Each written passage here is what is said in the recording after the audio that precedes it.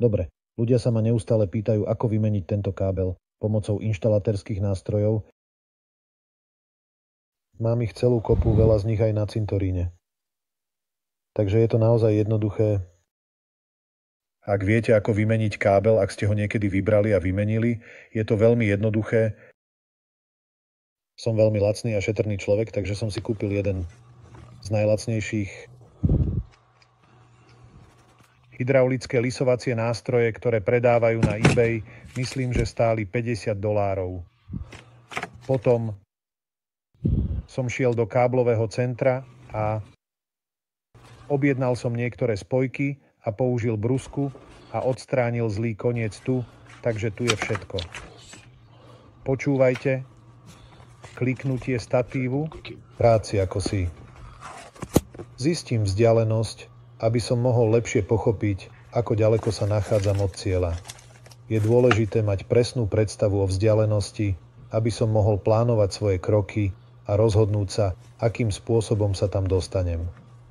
Týmto spôsobom sa uistím, že som na správnej ceste a že moje úsilie bude efektívne využité. Je to zhruba tak hlboké, že je to zasunuté. Zoberte si svoj hydraulický lisovací nástroj. Zasuň tam toho cumlíka.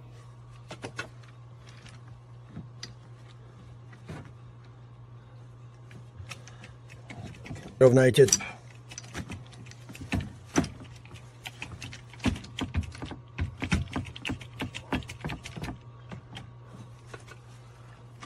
Teraz nechcem to robiť úplne na jednom konci alebo na druhom. Chcem to mať ako si vycentrované. Je to naozaj ťažké robiť pred kamerou.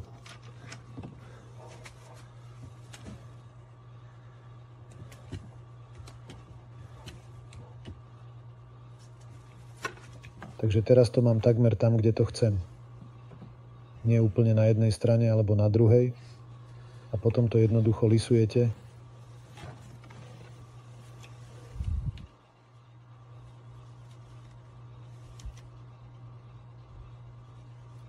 Je tesná.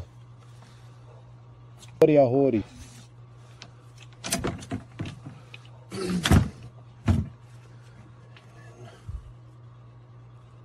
Sa na ňu to nikam nešlo. Ďalší skvelý nástroj, trik, nie naozaj nástroj. Musím to posunúť. Pretože tu mám všetok tento nadbytočný kábel, s ktorým by ste mohli skúšať navždy. Nedáš to tam na božpeci. Všetok môj odpad.